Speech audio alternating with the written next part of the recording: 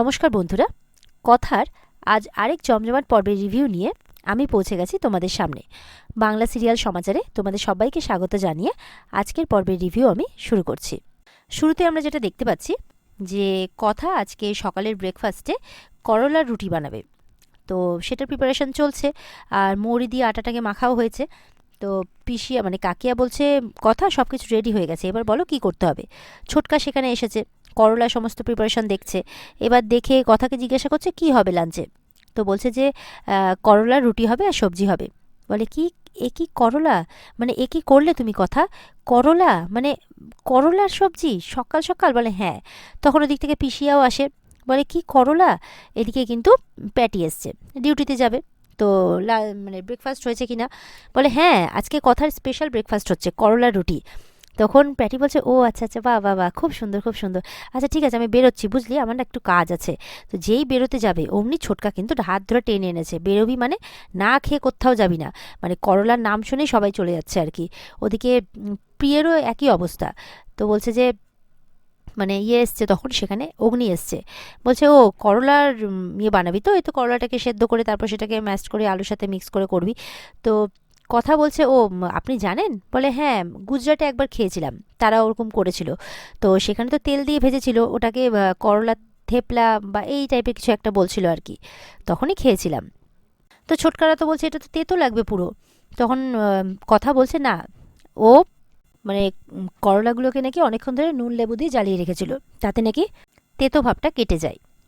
এরপরে অগ্নি খেয়েছে শুনে সবাই কিন্তু অবাক হচ্ছে, মানে এদিকে প্যাটি, তারপর ছোটকা, প্রিয়া বলছে যে কি তুইও? বলে হ্যাঁ, আরে আমি তো সেফ, আমাকে তো সব ধরনের খাবারই টেস্ট করে দেখতে হয়।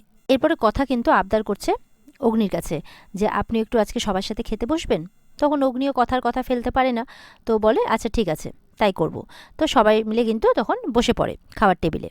পিসিয়া কাকি এটা দেখে খুব খুশি যে যাক অনেক দিন পর আজকে অগ্নি সবার সাথে একসাথে খেতে বসেছে। কথা বলছে এই সব কিছু মা আনন্দের লীলা। পিসিয়া বলছে আসলে কি বলতো, ভগবান তো সব কাজ নিজে হাতে করেন না, কখনো কখনো কাউকে পাঠিয়ে দেন। তো সেই কাউকে মানে সেই মানুষটা হচ্ছে তুমি, যার হাত দিয়ে উনি এত ভালো কাজগুলো করাচ্ছেন। এরপর তো করলার রুটি আর সবজি রাখা আছে টেবিলের মধ্যে, সবাই বসে পড়েছে। তো ছোটকা বলছে করলার রুটি ভাবা যায়। তো এবার সার্ভ করার পালা, কথা তো সবাইকে সার্ভ করে দিচ্ছে। তো এবার সবাই যে খাবে তার আগে তো অবশ্যই ইতস্তত বোধ করছে করলা বলে কথা। তো এবার ওদিকে মানে সবাই মিলে এবার কাউন্ট করছে, 5 কাউন্ট করলে সবাই মিলে একসাথে মুখে ঢোকাবে আর কি। তো তাই হয়, সবাই মিলে যেই মুখে ঢোকায় অমনি করলার তেতোর তটাও বুঝতে পারে না, মানে এতটুকুটাও তেতো নয়। সবাই খেয়ে অবাক, সবার বেশ ভালোও লাগে যে কি আশ্চর্য কাণ্ড। ছোটকা তো বলছে করলাও বোধহয় কথার কথা শুনেছে, একটুও তেতো করছে না, সুন্দর লাগছে। তো কথারা তো এটা দেখে খুব খুশি। ওদিকে অঙ্কিত চোখে চোখে জুনির দিকে তাকাচ্ছে, তো দেখছে যে জুনি এখনও রাগ করে আছে। তো বলছে জুনি এখনও রাগ করে আছে। এরপরে কর্তা দাদু এসছে খাবার টেবিলে, আর ছোটকারা বলছে এসো দেখো মানে কথা কি বানিয়েছে, করলার রুটি আর সবজি। তো কর্তা দাদু আসে, তো কথাও দৌড়ে আসে যে দেখো আজকে তোমার নাতিও বসেছে খেতে একসাথে, মানে অগ্নির কথা বলছে। তখন সেটা দেখে তো কর্তা দাদু একদম চুপ করে যায় আর বলে যে আমার খাবারটা আমার ঘরে গিয়ে পৌঁছে দিয়ে এসো, বলে ওখান থেকে চলে যায়, কথার কথাও শোনে না। আর অগ্নি বলছে দেখলি তো আমি কেন সবার সাথে খেতে বসি না, এখনও মনে হয় এই বাড়িতে কারো কারো আমাকে নিয়ে প্রবলেম আছে, আমাকে না তোরা আর এই ব্যাপারে জোর করবি না। এ বলে অগ্নিও কিন্তু রাগ করে খাবার টেবিল ছেড়ে উঠে চলে যায়। কথা তো চিন্তায় পড়ে যায়। কথা তখন মা আনন্দের কাছে প্রার্থনা করছে যে দাদু নাতির মধ্যে টানটা কিভাবে বাড়াবে আর দূরত্বটা কিভাবে কমাবে। এদিকে তো অঙ্কিত যথাসময়ে ইনস্টিটিউটে এসছে, দিয়ে ক্লাসে এসছে, সবাইকে গুড মর্নিং বলছে কিন্তু কারো কোনো সাড়া নেই। দেখে অবাক, বলে গুড মর্নিং, দিয়ে তারপরে সবাই গুড মর্নিং বলে, বলে যে কিছু হয়েছে নাকি। তখন সেই মেয়েটি সিমরান বলছে স্যার আপনি কোনো কিছু জানেন না। বলে কি, বলে সোশ্যাল মিডিয়াতে উজ্জয়িনী ম্যাম কিছু পোস্ট করেছেন। তখন সেখানে দেখা মানে অঙ্কিতকে দেখায়, সেখানে পোস্টে পরিষ্কার লেখা আছে মানে উজ্জয়িনীর সাথে যা যা ঘটনা ঘটেছে আর কি, যে স্টুডেন্টের সামনে মানে দোষ ছিল ঠিক আছে মানছে, কিন্তু স্টুডেন্টদের সামনে টিচার কর্তৃপক্ষ তাকে অপমান করেছে, তাতে তো স্টুডেন্টরা তাকে মান দেবে না। তো সেখানে টিচাররাই টিচারদের রেসপেক্ট করে না এত বড় একটা ইনস্টিটিউশনে, এরকমভাবে অনেক কথা লিখেছে। যেটা দেখে কিন্তু অঙ্কিত অবাক হয়ে যায় যে উজ্জয়িনী কালকে রাতে ঠিক যেই যেই কথাগুলো বলছিল সেগুলোই ও পোস্টে লিখেছে। এখন মানে এরকমটা ভেবে তো খারাপ ভাবছে আর কি উজ্জয়িনীকে, মানে জুনিকে। আর ওদিকে সিমরান কিন্তু হাসছে, কে জানে যে তারাই এরকম কোনো মতলব করেছে কিনা বা কিছু করেছে কিনা। দেখা যাক আগামী দিনগুলোতে আমরা হয়তো বুঝতে পারবো। তো অঙ্কিত তো জুনিকে খারাপ ভাবছে, এদিকে পেছনে সমস্ত টিচাররাও চলে এসেছে। আর সিমরান বলছে যে ডিন স্যার নাকি অঙ্কিতকে ডেকে পাঠিয়েছে, সেটা টিচাররাও জানায় অঙ্কিতকে। অঙ্কিত তো মনে মনে বলছে ডিন স্যার ডেকে পাঠিয়েছে, এটা তুমি কি করলে উজ্জয়িনী? তো অঙ্কিত তো গেছে এবার ডিন স্যারের রুমে। ডিন স্যার বলছে যে উজ্জয়িনী এরকম কাজটা কিভাবে করতে পারলো, যদি কোনো সমস্যা ছিল তো আমাকে এসে সরাসরি বলতে পারত, কিন্তু উনি এরকমটা করেননি। উনি এরকমভাবে সোশ্যাল মিডিয়াতে পোস্ট করেছেন, আমাদের ইনস্টিটিউটের নামে বদনাম করেছেন, তো এর জন্য ওনাকে শাস্তি তো পেতেই হবে। আমি আজকে একটা কড়া সিদ্ধান্ত নিয়েছি, তাই টিচারদেরকে আর স্টুডেন্টদেরকে এখানে ডেকেছি। তারপর তো সবাই ঘরে আসে। আসার পরে টিচাররা কিন্তু ডিন স্যারকে সাপোর্ট করে যে ঠিক আছে, মানে ডিন স্যার বলছেন যে অঙ্কিত আর উজ্জয়িনী দুজনকেই এখান থেকে বেরিয়ে যেতে হবে রেজিগনেশন লেটার দিয়ে। এটা শুনে তো অঙ্কিত অবাক হয়ে যায় যে কী ব্যাপার, চাকরি চলে যাবে?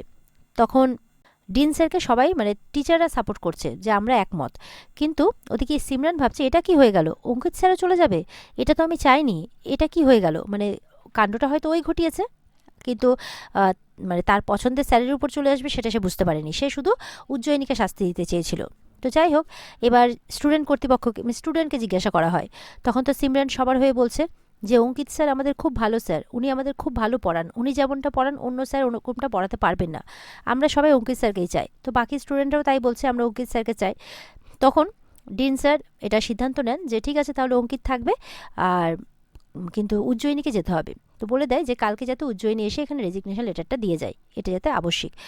আর এদিকে অঙ্কিতকে বলে যে আপনাকে আমি লাস্ট চান্স দিচ্ছি, এরপরে হলে কিন্তু আপনার চাকরিটা থাকবে না।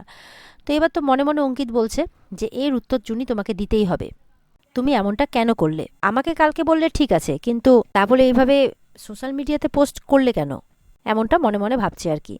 এদিকে কথা, অগ্নি এরা সব গেছে তাদের কথা হারবালের ওখানে, দেখছে যে গার্ড চেঞ্জ হয়ে গেছে, তাদের পিন্টুদা নেই, অন্য গার্ড। বলছে এই কোথায় ঢুকছেন? বলে কোথায় ঢুকছি মানে? অগ্নি রেগে গেছে, বলে আমাদের জায়গাতে আমরা ঢুকছি। বলে না, এটা আপনার জায়গা নয়, এখানে মালিক বলেছে কারো ঢোকা চলবে না। পাশ থেকে কিন্তু প্রান্তিক গাড়িতে বসে সবটা দেখছে। তখন বলছে কি ঢোকা চলবে না মানে? তখন গার্ডকে মেরে জোর জবরদস্তি অগ্নি কিন্তু ঢুকে যায়। কথা সামলানোর চেষ্টা করছে, অগ্নি কিন্তু কোনো কথা শুনছে না। বলে আমাদের জায়গাতে আমাদেরকে ঢুকতে দেবে না, মানে কি বলবো, একেবারে গাজোয়ারি নাকি সব কিছুতে। ওদিকে প্রান্তিক বলছে তোদের সাথে আমি মাইন্ড গেম খেলছি, এবার দেখ আমি কি করি। থানাতে ফোন করে বলছে যে আমার প্রপার্টির উপরে কারা যেন এসে জাঁকিয়ে বসছে, কারা এসে চোটপাট করছে, এমনকি আমার গার্ডকেও মেরেছে, আপনারা প্লিজ আসুন আর এসে কিছু স্টেপ নিন। তখন তো সঙ্গে সঙ্গে পুলিশের গাড়ি চলে আসে, আর প্যাটি এসছে। বলছে কি হয়েছে? অগ্নি বলছে ভালো হয়েছে তুই এসেছিস, দেখ কি অবস্থা, আমাদের জায়গাতে আমাদেরকে ঢুকতে দিচ্ছে না। তখন প্যাটি বলছে যে আমাকে তো ফোন করেছিল, মানে এখানে যে মালিক, দেখ বোঝার চেষ্টা কর, আসলে এখানে যে মালিক ছিল বিপিনবাবু, সে তো অন্যজনকে প্রপার্টিটা বিক্রি করে দিয়েছে, আর সে আমাকে ফোন করে এরকম ব্যাপারগুলো জানাচ্ছে। তো আমি তো অফিসিয়ালি আমাকে তো ডিউটি পালন করতে হবে, বোঝার চেষ্টা কর, এইভাবে করলে হবে না। কথা বলছে যে প্যাটি একদম ঠিক কথা বলছে, আপনি এটা বোঝার চেষ্টা করুন। কিন্তু অগ্নি কিন্তু কোনোভাবে বুঝছে না। কথা তখন বলছে যে আমাদেরকে কিন্তু আইনি পথেই হাঁটতে হবে, প্রান্তিক যেরকম আমাদের আইনের পথ দেখাচ্ছে তেমন ওর চালে আমাদের ওকেই ফাঁসাতে হবে। অগ্নি বলছে আমি এসব কিছু জানি না, আমি লয়ারের সাথে কথা বলতে যাচ্ছি। এই বলে কিন্তু অগ্নি মাথা গরম করে বেরিয়ে যায়। তার আগে অগ্নি বলছে যে আচ্ছা, এই যে তোকে খবরগুলো দিল, তার মানে কি প্রান্তিক এখানে উপস্থিত আছে নাকি? দাঁড়া তো, আশেপাশে বেরিয়ে দেখতে থাকে, কোথাও কিন্তু দেখতে পেল না। তারপরে কথা বেরোয়, কথা বলছে ওই তো প্রান্তিক গাড়ি নিয়ে চলে যাচ্ছে। তখন বলছে ওই দেখ আমাদেরকে ফলো করছে, আর ওই জন্য ওই তোকে খবরটা দিয়েছে। তখন অগ্নি বেরিয়ে পড়ে লয়ারকে খবর করতে। এবার তো লয়ারের কাছে সবাই গেছে, প্যাটিও গেছে। লয়ার বলছে দেখুন, যার সম্পত্তি সে অনায়াসে যে কাউকে বিক্রি করতে পারে, তাতে তাকে কোনো কিছু বলা যাবে না। আপনারা বরঞ্চ এক কাজ করতে পারেন, বিপিনবাবু মানে যার এই প্রপার্টিটা ছিল তার সাথে গিয়ে একবার কথা বলতে পারেন, কিন্তু মনে হয় না এতে লাভের লাভ কিছু হবে। এই বলে কিন্তু লয়ার চলে যায়। প্যাটি বলছে দেখ আমার যা মনে হচ্ছে উকিল ঠিকই বলছে কথা, এখন এই সমস্ত ঝামেলায় জড়াস না, নাহলে শুধু শুধু দোকানটা বন্ধ পড়ে থাকবে। অগ্নি বলছে আরে দুদিন তো হলো দোকানটা নেওয়া, এর মধ্যে মালিক মানে জায়গাটা বিক্রি করে দিল, এটা কি করে সম্ভব? এবার তো কথাকে চিন্তা করতে দেখে অগ্নি কথার কাছে আসে, বলে কি করবি বলতো, দেখ লয়ার যেটা বলছে, এখন এইসব করে তো আমরা ব্র্যান্ডটাকে ডিসকন্টিনিউ করতে পারি না, তাই না? স্যান্ডি বলছে ধর আমরা পুরো প্রপার্টিটাকে নিয়ে গিয়ে মানে দোকানটাকে নিয়ে গিয়ে অন্য জায়গায় শিফট করলাম, কিন্তু সেখানে যে প্রান্তিক কোনো ঝামেলা করবে না তার কি কোনো গ্যারেন্টি আছে? প্রত্যয় বলছে সেক্ষেত্রে আমাদেরকে আরও অ্যালার্ট হতে হবে নেক্সট মানে রেন্ট এগ্রিমেন্টটা নিয়ে। উনি বলছে কথাকে যে তুই চুপ করে আছিস কেন, দেখ তুই যেটা বলবি সেটাই করব, কিন্তু আমরা কি শিফট করে যাব এখান থেকে?